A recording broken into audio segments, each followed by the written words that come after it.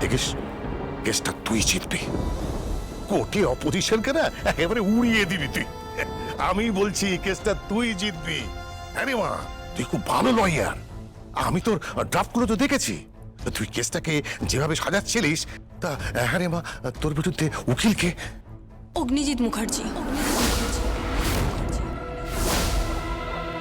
তুমি এই কেসটা লড়বে না। না, তুই লড়বে না। তুই জানিস না লোকটা খুব ডেঞ্জারাস লোক। লোকটা তোর অনেক ক্ষতি করে দেবে রে মা।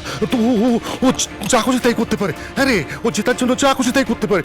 তুই আমাকে কথা দে, এই কেসটা তুই লড়বি না। হ্যাঁ, ওর বিরুদ্ধে লড়বি না। তুই কথা দে, আমাকে কথা দে। বাবা, কি হলোটা কি তোমার? কি হলো? তুমি অগ্নিজিৎ মুখার্জিকে ভয় পাচ্ছ কেন? তুমি লোকটাকে চেনো নাকি?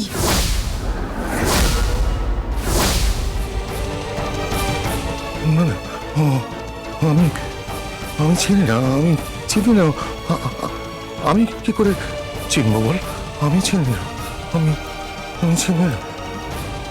বাবা, বাবা, বাবা শোনো। কি হলো? বাবা লোকটাকে ভয় পাচ্ছে কেন?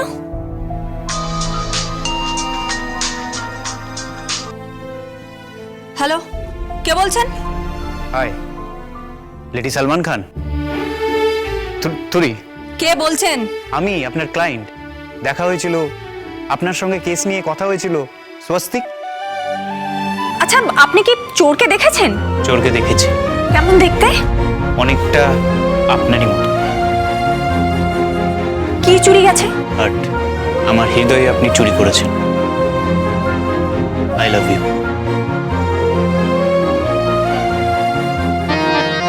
আপনি এই সময় কেন ফোন করেছেন? কি দরকার আপনার? আরে কি দরকার মানে, আপনি তো ফাটিয়ে দিয়েছেন একেবারে। মানে আপনি কার বিরুদ্ধে লড়ছেন জানেন? কার বিরুদ্ধে? অগ্নিজিৎ মুখার্জির বিরুদ্ধে। তার দম আছে। আপনি জানেন লোকটাকে চেনেন আপনি? লোকটা কখনো কোনো কেস হারেনি।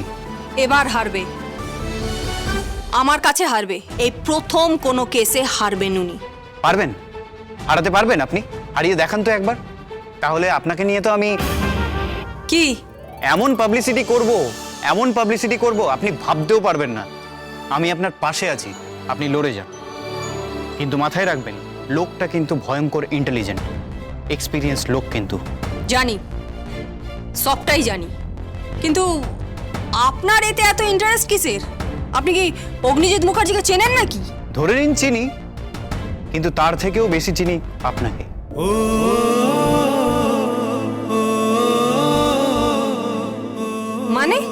মানে আপনি বিশ্বাস করবেন কিনা জানি না, আমি আপনার প্রেমে পড়ে গেছি। আমি আপনাকে আগেও বলেছি, আই লাভ ইউ গীতা। ভালোবাসি আপনাকে। যখন যখন দেখেছি তখনই মনে হয়েছে আপনি গড়পড়তা আর 5টা মেয়ের মতন নয়, আপনি ডিফারেন্ট। যত দেখছি তত প্রেমে পড়ে যাচ্ছে। ভালোবেসে ফেলেছি আপনাকে। I love you. শুনুন, ওসব ভালোবাসা টালোবাসা আমাদের জীবনে নেই। আপনি বড় লোকের ছেলে, ওসব ইনিয়ে বিনিয়ে ভালোবাসার কথা আপনি অন্য কাউকে বলবেন, আপনাদের সোসাইটির লোককে বলবেন, এখানে নয়। আমরা এখানে বাস্তবে রুক্ষ মাটিতে হাঁটি, বুঝতে পেরেছেন? রুক্ষ মাটিতে। তুমি একবার বলেই দেখো না, আমিও রুক্ষ মাটিতে হাঁটবো, গাড়ি ছেড়ে দেবো, বাড়ি ছেড়ে দেবো তোমাকে পাওয়ার জন্য। আরে ফোনটা রাখুন তো। সব রোমিওগিরি না, অন্য জায়গায় করবেন, নাহলে সোজা সেকশন নাম্বার 354C/509 IPC। যাই বলো না কেন, আই লাভ ইউ। আমার ড্যাডির বিরুদ্ধে কেউ লড়তে পারে, আনবিলিভেবল। ড্যাড, এই ফার্স্ট টাইম মনে হচ্ছে তুমি কেসটা হারতে চলেছো। এই ফার্স্ট টাইম। I wait. কেউ বুঝতেই পারছে না। কেউ একটু বোঝাও। আরে না, এনগেজমেন্ট হবে। দাঁড়া, এনগেজমেন্ট হবে, ছোটদার সাথে হবে, কাভিয়ার বাড়িতে হবে। না, কোনো বাড়িতে হবে না। আমার কথাটা শোন, কোনো একটা বড় হল বুক কর, সেখানে ইভেন্ট করো।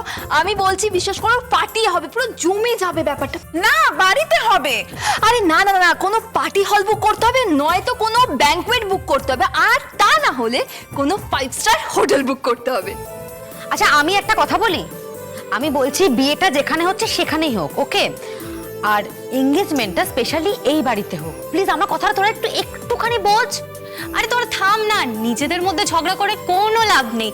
যার বিয়ে তাকে জিজ্ঞেস করা। কি কাকে জিজ্ঞেস করব? ওই তো কাকিমণি, কাকিমণি তুমি বলো, তুমি বলো, তুমি বলো। আরে কি বলবো?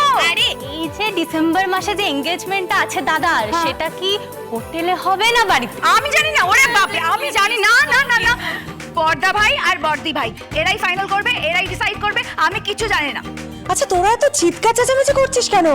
তোরা একটু থাম তো। উফ বাবারে বাবা, কোনো ইস্যু পেলেই না কাই কাই করে একেবারে কানের মাথা খেয়ে নিচ্ছে। আমি বলছি হয় কোনো 5 স্টার হোটেলে হবে, না হয় দারুণ কোনো ব্যাংকোয়েট হলে। কোথাও হবে না।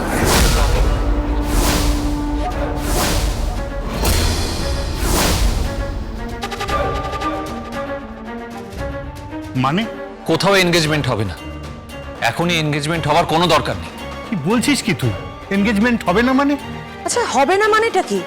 তুমি কেন ব্যাগরা দিচ্ছ? হ্যাঁ, তুমি কি বলছো আমি কিচ্ছু বুঝতে পারছি না। হঠাৎ করে এরকম নেগেটিভ কথা বলছো কেন? কিছু প্রবলেম হয়েছে? না বলছো কেন? কি হয়েছে কি? তুমি কথা কেন বলছো না? এই মুহূর্তে কাভিয়ার ভাইয়ের যে কেসটা চলছে, সেই নিউজটা অলরেডি টিভিতে চলে এসেছে। একটা যা-তা ব্যাপার হচ্ছে। এই সময় কাভিয়ার সঙ্গে স্বস্তিকের বিয়েটা আমার মনে হয় না একেবারেই ঠিক হবে বলে।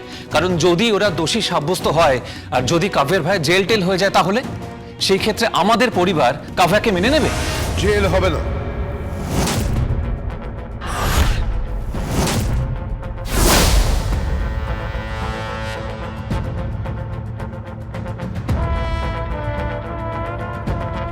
বর্দা, হ্যাঁ, কোনো জেল টেল কিচ্ছু হবে না। এটা অগ্নিজিৎ মুখার্জি বলছে। কারণ ক্ষমতা নেই ওদের কেশাগ্র স্পর্শ করে। ওদের হয়ে কেসটা আমি লড়ছি, ওদের ফলে কেসটা আমি লড়ছি, আমি। আর যে কেসে আমি হাত দিই সেই কেস আমি জিতেই ছাড়ি।